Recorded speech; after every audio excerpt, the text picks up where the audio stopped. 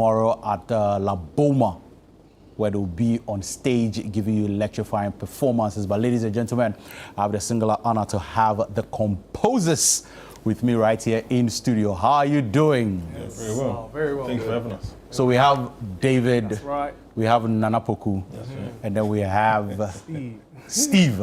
Yes, the drummer. So he's the drummer, he's the keyboardist, and then he's the bassist. All right. Now, I have a quick fire questions for you guys. We want to dig deep into your lives to know a little bit about the Compozers. But first of all, who amongst you is always late? I think it might be you. No. There was a time. There was a time. Defend yourself. But the reality is, if we go in recent history, Yeah. this guy. If we go in recent history, but in truth, there was a time. There was a time you were very late for everything. There was a long time. A long time. Up until yesterday. When we go again, based on today. All right. Who is, so, I mean, late is him. So who is the first to arrive? Charles. Between myself and Charles. Yeah, between David and Charles. Kind of between myself and Charles. Yourself and Charles? I'll say Charles. I'll say Charles more. I'll say yeah, Charles, more yeah. Charles is the one that's not here. Okay.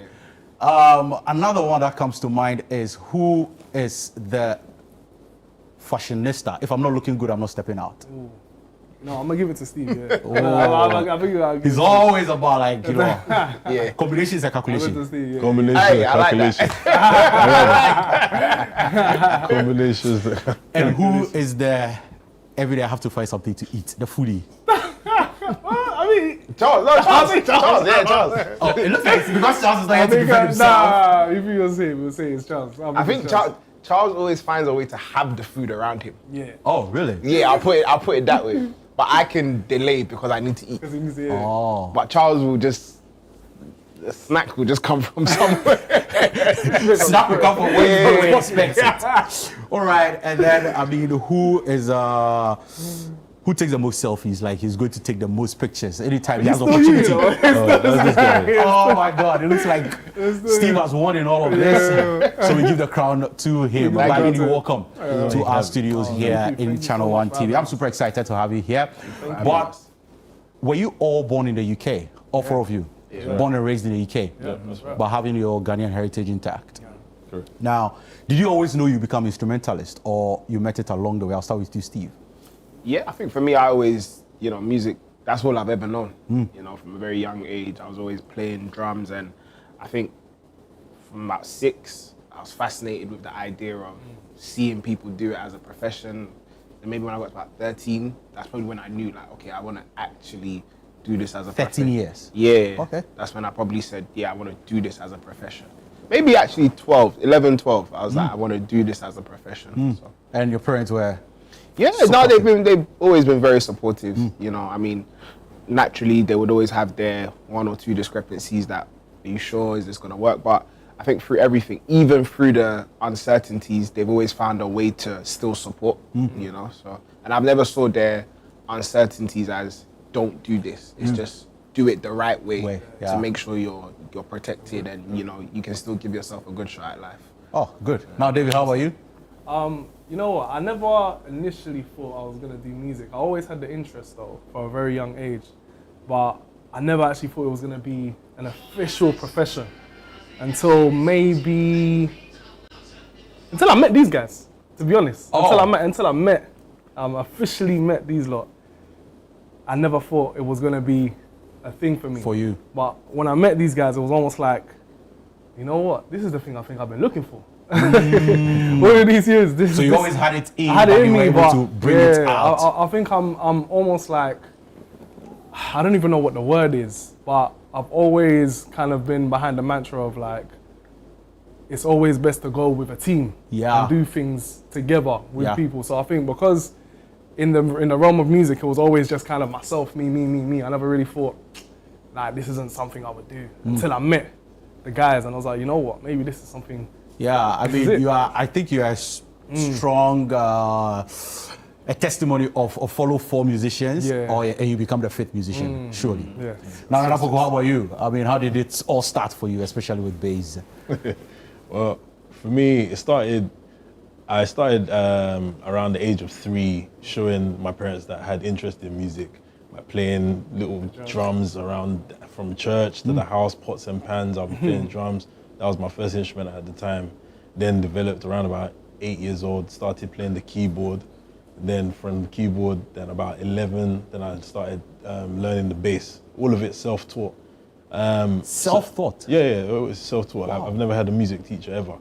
And the thing is, we know it's a God-given gift because it's the thing that I can do without thinking. About it. I can see music, if that makes sense. So I found there's actually an actual word for it. I just don't remember it right now. There's an actual word for people who see music in like colors and shapes and stuff like that. But people who were not like that didn't understand what I was saying, but it always made sense to me. And so with that, my parents, thankful to God, they always used to help nurture the giftings and talents they saw in me, even my grandparents and everything. And so they would always push me in that direction, to the point that even when it came to a time to try and identify what I wanted to do with career and stuff like that, I'm blessed, obviously. I've got a good brain in my head, so I can do many things, but they can see that this is the thing that he's actually really going to go into. So I didn't necessarily think I would be a performer. I always knew I would work in the world of music in maybe business or some type of other capacity, because people don't realize in the world of music there's so many different capacities you can work. But like David said, obviously in meeting one another, then we realized that there was going to be power in our unity. So myself and Charles, the one that's not here, we went to primary school together. So I've known him since I was about 5 years old. Then our manager, I met him in secondary school from the first day. We've been close. Wow, that's Brian. Special shout out to you, Brian. Brian, yeah. And then Stephen and David, all in the same area. We were all in North London all together, and we all met through different circumstances, all from very young, and we've all grown up. So our friendship and our unity didn't come because of music. We were actually friends. Friends before. Then we realized, oh, you play this. Oh, you played that. Oh, you. Okay. So whose idea or whose energy was it that brought the light bulb movement? Like, oh guys, let's start this because this can work for us. So even to carry on the story a little bit more, from secondary school we went to then obviously like the college kind of time, and typically for any young man, especially in the UK, you're trying to figure out what is the next step. So myself and Brian decided at that time that entertainment, because we used to do these birthday parties together and stuff like that. We always carry a big crowd with us whenever we're doing things. So how do we now take this crowd? The most popular in the hood. That kind of thing, yeah. Our network is vast. So we were decided, we're always throwing parties, but instead now, let's turn this into a company. We now have opened up a company, but then we realized we wanted the company's launching, which we held on the biggest boat on the UK, private party, everything, about 600 people. We wanted it to have the class of having a live band, but then have the energy of having a DJ. And then, so one day after church, we were just there all chilling at my house, having some nice Chinese food and discussing, which band is there that can do this? And we couldn't think of anybody. There's none. And then the idea just came that maybe we can do this. And then the idea became reality. Before that, we were doing like loads of different gigs and stuff like that with many different gospel artists and other artists in the circuit locally in the UK. But at that time, that's what we officially called the birth of the Compozers. So that was in 2013. Whoa. And so that's 12 years ago. 12 years ago now. So we've been blessed to now celebrate 12 years of the Compozers officially. So since that day that we did that launching and it went amazingly well, then literally Brian's phone hasn't stopped ringing. We've been traveling the world and and I've been getting into that's it. But let me come to you. How did this idea mean to you the first time you heard it? And now that you're seeing it in reality and it's unfolding, and I think this, most people say this is like the starting point for you guys, because you guys have actually not hit your apex yet. But how's the idea for you? I mean, I think at the time it started, it came from inspiration from actually the US. You know, at the time there was the concept, I think we took the concept and blew it up like crazy, but it was something that existed, you know, just a bunch of guys that play music, come together. They might take a popular song and they will just strip the song apart and create their own rendition. I think for us, however, as people that were, I'd say also stakeholders in the culture, for us it was, let's do this in a tasteful way. Because, I mean, there's only so much musical entertainment you can give someone. So like Nana was saying, the concept of a DJ, but with a live band. So I think when the idea first came, it was a, you're not right enough. And I was like, okay. But is this something that we can do? Yeah, and it was like, okay, like, how would this be received? And, you know, I think it goes two ways. When you do something to a crowd of people, that's your people, everyone's going to applaud you because it's them. But I think, you know, we'll probably segue into this later in the conversation, but Aquaba UK, who are the ones we're doing the show with, they were actually the first people to take a shot at us. So 12 years on, we're still with them. But they took a shot at us at Miss Ghana, and they said, I think we actually approached them. I can't remember, but we actually approached them and said, yo, like, can we do this at your show? And just for, you know, relationship, they said, yeah, why not? And I think that day was I think we don't actually speak about how important that day was because that was the day we looked at each other like, it works. It works. So that was, so in his house was when the idea came. The idea came, we did it at the launch. The launch. Which was great. Which was great because, I mean, but then again, it's a familiar audience. Like, these are our friends, so it's almost like, not telling us the truth. Yeah. But I mean, they had fun. Yeah. But, you know, so that day, I remember it was, you know, initially a 30-minute slot. But typically events, things happen, things run out of time. And they literally said, we have to cut you guys. And imagine, you know, 4 young guys. At the time, I think I was even like 16 years old. Like young, eager, energetic. You're very energetic. You're like, no, we want to play, we want to play. And I think we even, I'll never forget this conversation of Brian saying to them, look, you just give us 5 minutes. 5 minutes. Let us just do what we do for 5 minutes. If it doesn't work, we'll give you the money back.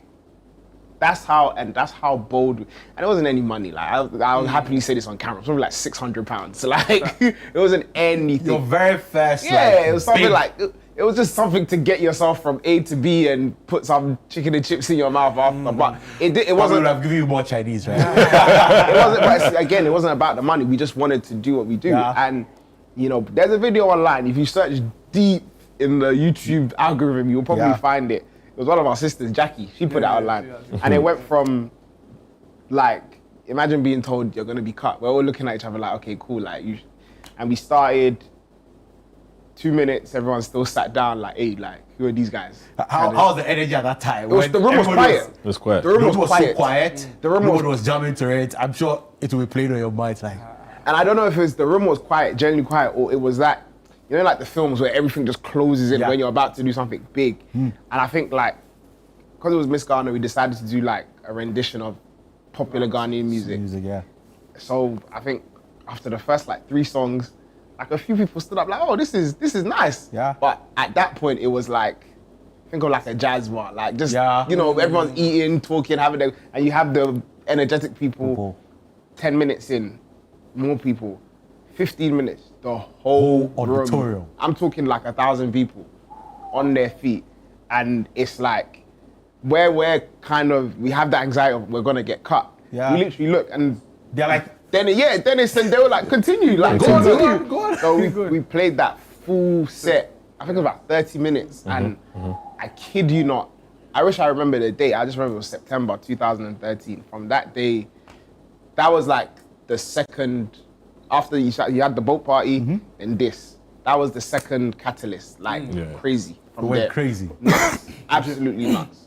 Now, from there. Can you tell me how's rehearsals like? So you walk into the room or you walk into the studio. How's the rehearsal on a regular day like? On a regular day? I mean, wow. You'd be surprised. You'd be surprised. I mean, it's changed over the years, 100%. Okay, so tell me the old one. The old, back in the day. Old messy one. To be honest, back in the day, I feel like we were really laying the foundation. So back then, we actually used to rehearse every single week.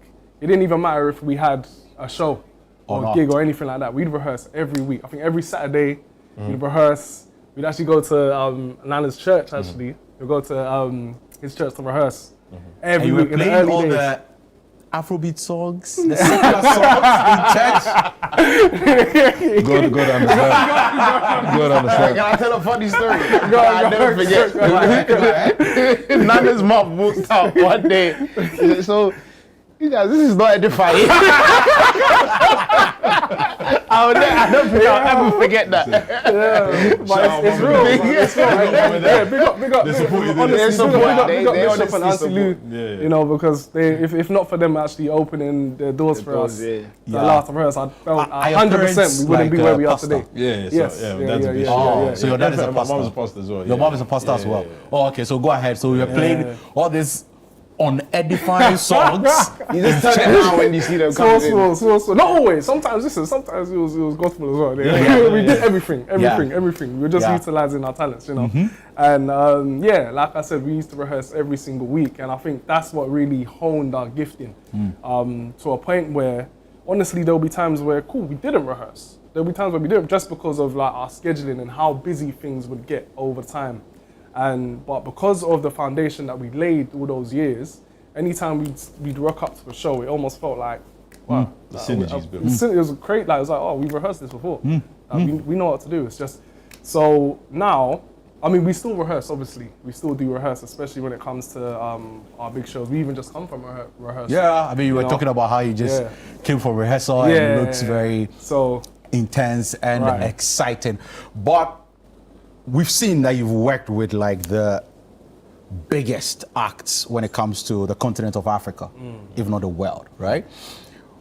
Earlier, when we started the show, we played the full 45-minute session of you and Sarkodie. Okay. The Sarkodie Composers and Friends. Shout out, Yeah. Now, let's start with Sarkodie. In as much as that will not be where we'll settle, we'll surely go and settle at Davido, because I feel like that's like the biggest that everybody is looking for too. But how did he get in touch, and what actually influenced him, or what did he see to say, hey, I want to do this thing with you guys and we can actually make it work? He has, there's a friend he has that was connected with some of our friends. So when the thing is with us, we like to go for opportunities. Yeah. So when we found out, oh, this person is connected to that person, who knows, we would go and try and knock the door. Oh, is there a way maybe we can get an opportunity to so meet you were him? chasing We opportunities. chased the opportunity. So I can't remember, I think at that time, that's when Adonai had just first dropped. And he came to London. And yeah, when he came to London, we just were trying to find an opportunity to cross paths with him, to just show, because remember, the concept of what we do as composers is also, it's not just live band. Yeah. That's something that I think people need to understand. People need to understand. Yeah. Yes, we play instruments, but what we do is more than just live band. We elevate a whole show in its production. So we were trying to have the opportunity to show that if we work together, we can develop all of this amazing music you have and create a presentation that can now be world standard. And at that time, as you can imagine, there wasn't many artists who were even moving with bands in that capacity. So most of them were miming, actually. Yeah, they were miming and doing things in ways where it wasn't translating on a world stage. So yeah, I'll say that 2014 or so, 2014, 2015, we linked up. He was with his friend. We asked his friend, please, can you bring him to come and see us? We sat down, we played one or two of the songs. He was like, yeah, okay, yeah, it's nice. And then carried on, but we still maintained a certain level of contact over the years, and then had the opportunity to, I think the first proper show we did with him was the one in America. In the Apollo Theater, New York, which is a historic show that we did. It's still the first African show to sell out that particular venue in New York. So that was Composers and Sarkodie. And from that time onwards, the rest is history. Like, that's our big bro. Do you know what I mean? And every time something matters, they reach out. He reaches out. We also reach out to him as well. Like, he's family. He's not even somebody on the outside. And it's very much the same way with some of these other artists, like you mentioned, Davido, and some of the artists that we work with. In the earlier days anyway, more than anything, we used to try and find how can we get in contact with When them. the brand gets When the there, brand developed, people started to understand the value Yeah, that that we you add. bring, and then they now contact, please, we're trying to do this thing. What you did there, can you help us do it here? And we love to do it, because at the end of the day, we're walking in our God-given talent and gifting, and yeah, we make money from what we do, but money is not the reason why we do it. You know what I mean? So what's the reason why you do it? Making an impact in people's lives and inspiring people through music and performance. What Composers represents to people around the world is unity, inspiration, success. There's so much things that people have been come to our shows and found their life partners and stuff like that. Like, Anyway, on that note, ladies and gentlemen, let's go enjoy Composers and right. Davido, because I feel like there's one particular one. I hope my producer plays that one. But let's enjoy Composers and Davido.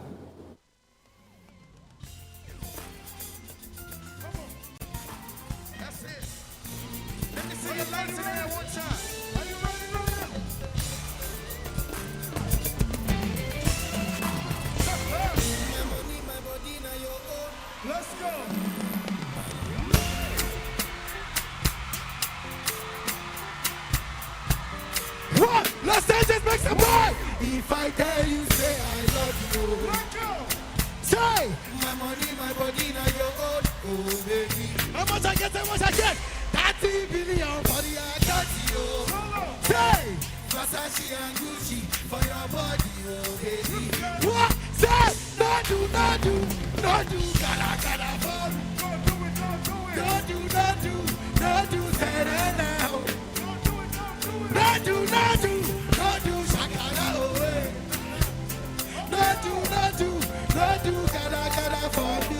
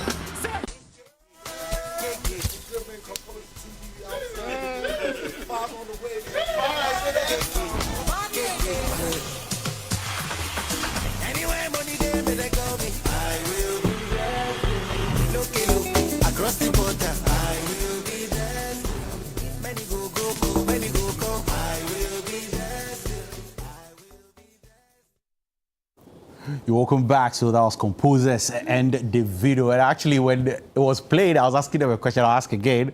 How's the rehearsal with Davido like?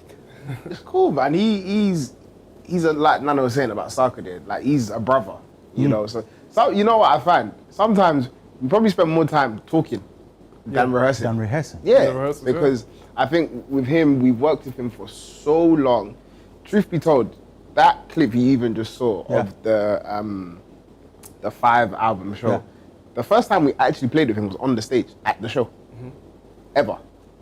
So no, that's not true. No, it's facts. It's the facts. He sent the album before. It doesn't mean he trusts you guys that much. Yeah, like we've built that rapport for years, for over 10 years. So I mean, I think he was in the States doing some album promo, and then our schedule too. We just wasn't able to find a middle ground to rehearse. So it was just kind of like, all right, cool, like you guys work it out. And even where we was hoping to get some time in the sound check to rehearse, even that day we missed our flight to get. So we literally landed maybe like went on stage from the plane to the stage.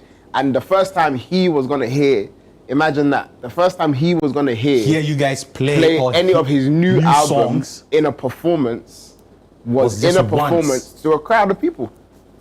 Man, and you guys are really good. And the show finished. She's like, yeah, it's good. It's good. That's beautiful. Yeah. But let's talk about what's happening tomorrow. There's a big one happening tomorrow. That's right. Now let me know, how many times have you guys been or performed in Ghana? Oh, wow. A few times. A few times. The Ghana Music Awards 2015. Yeah. Rapaholic 2017. Yep. I believe we did Sandbox. Yeah, we've done Sandbox a few Sandbox times. 2018 when it was old I think Sandbox. 2018 and 2017. I Yeah, think. 2017 and 2018. Yeah. So a few. I mean, if you add Polo everything, Beach at Club. least Polo Beach Club Polo two Beach, nights. Yeah. All right. So what will be happening yeah, man. tomorrow? I mean, About tomorrow we are 10 going to La Boma. The Boma. That's right. Yeah. The Pink Flamingo. Flamingo. Yeah, the Mad Pink Fest. Flamingo. Mad Fest. Yeah. Yeah, man. Barbie UK. Yeah, man. I think we missed last year. Okay. We missed last year, but and we didn't do December. We didn't do the Dead Sea December. We gave you guys a break this year. So you know, So you've come for the Easter. come for the Easter. Even Come after for the Easter, if you think about it, it's actually a bit after. Yeah, it's but, just a bit after. We're here. Yeah, I mean, we're still in Easter. We're still Jesus here, is we're gone still now. He's gone upstairs. He's gone upstairs. So yeah. you know, this is the celebration. Yeah. You know, but yeah, post Yeah. resurrection. But yeah, it's gonna be a great show, man. Ghana's always a beautiful place to come and play. I think if you take away the UK, this is actually our next home. Yeah. In fact, this is our first home. This is where we're from. But Mutitri. We do. Mutitri. Tree. Mutitri pa. Tree pa. Okay, so China you find Jumedi NBC. Mediano Belwa Pink Flamingo. Good one there. But so tomorrow, somebody's watching us for the first time. How is it going to be like? Because I know for sure Nana is going to be in front. We're making some noise at the front. Yeah. You'll feel the vibe. Yeah. You also be in front I'll for be in sure. front. I'll be in front. You'll be standing and drumming for sure. So energy. Standing and rubbing. Energy. And I'm sure Sure. Charles will be Energy there. Keys. keeping it cool. Is he the coolest in the band actually? On, Do you know what? On face value, on stage and on face value, yeah. no. You'd think so. You would think so.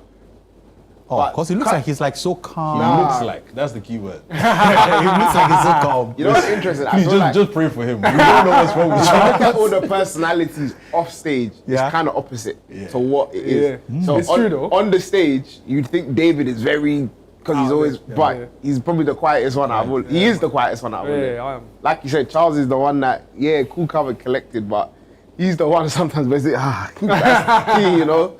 So it's interesting. All right. But tomorrow, where is it happening again? Tickets, if somebody wants to get tickets, prices for tickets, time that it's starting. I know you guys don't joke with your time. Start time, but you're in Ghana, so you know. Yeah. If you That's what I was gonna say. what time is it starting?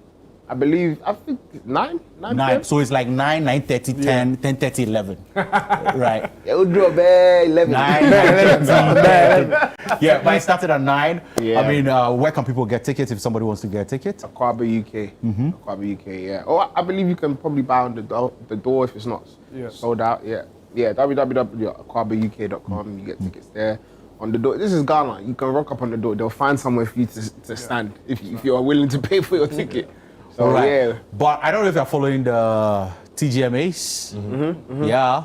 Who are you tipping to pick Artist of the Year? I will not answer that. Oh, why? Do you know what? Tell me. Listen, I support anybody who wins, but I can say I really like what Blacko has been doing. Oh. I can't lie. So, and I believe he's think nominated it's tough artist this of the year, year. though. It is tough though. It is really tough. It's Because really I tough think this year. it's hard to put one metric on what are we giving this based on. Exactly. It's not based on sales. It's not based on, like you said, everyone has done something amazing.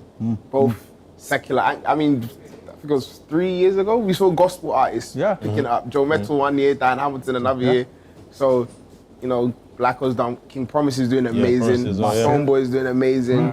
You know, they're pushing like Ghana heavily. So, it's tough. Anyway, We support Ghana. Any That's it. Any If you're Ghanaian artist that Ghanaian, we have our wins, support. that's the one that we want to win. business is also on the line. So. But yeah, I mean, thank you guys so much for being here. It's been awesome. It's been fun. I've really enjoyed it. Tomorrow, Can I say something real quick? Go if you ahead. don't mind? go ahead. Everybody that's watching, make sure you go and follow us on all social media. We love all of our Ghana family around the world, and especially No, but right can here. you treat? Can you treat? You're gonna make me throw up on live TV. Can you do it? So I'm gonna do this one first. Can you treat?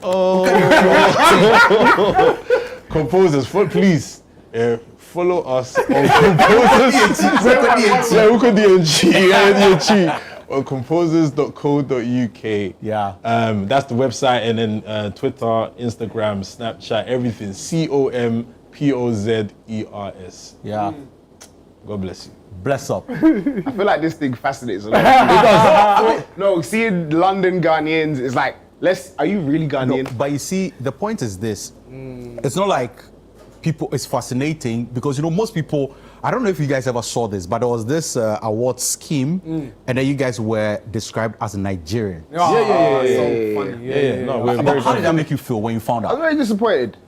Very disappointed. It was funny. For me, I found it funny. funny, yeah, I found I like, think- cause like the names. Just look at our names. Yeah. Just take a second, look at our names. And I don't have an English name. My name is Nana Kwame Opoku Intorin Cancer. There's no more. Look at my face. I'm Ghanaian, like to the T. Ghanaian. Proper, like. But if you want to go and call me Olu or something like that, don't get me wrong. We love our Nigerian people as well, Yeah. but we are Ghanaian. Yeah. I think it stemmed from our affiliation Yeah, with that's what Yeah. it is. the Nigerian The and- Nigerians a lot. Yeah, and sometimes we've been on interviews out.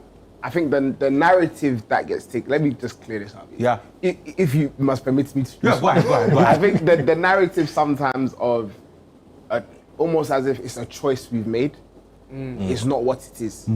Sometimes I remember recently doing an interview with someone and she said she invited someone on and the person said, oh, but why do you guys only choose to work with Nigerians? I said, we don't choose to only work with Nigerians because there's been, even on this trip here, we did some work with Kojo Black. Okay. Which was absolutely amazing. You're going to see that soon. You're gonna Exactly. See, you're gonna we see did that a, soon. and yeah, I'm giving it an exclusive here on ChannelOne. That's something we did here. It's not about, I think sometimes people equate it to, they only want to work with the big acts. No, one thing I did say to the lady on the interview, I was like, look, I think sometimes people should do a better job at reaching out to us. Yeah. Because we are very much, with no disrespect, Kojo Black is a very new artist. Yeah. When Composers began, he probably wasn't doing, he's probably doing music at a very small scale, but, Very likely.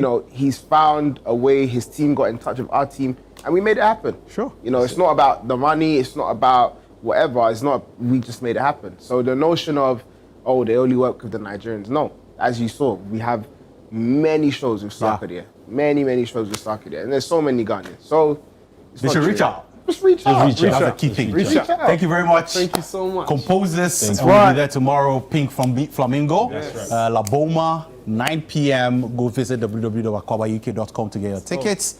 Go support them, and we'll all be there to have a good time. I'll see you next week right here on The Chat. I'm out.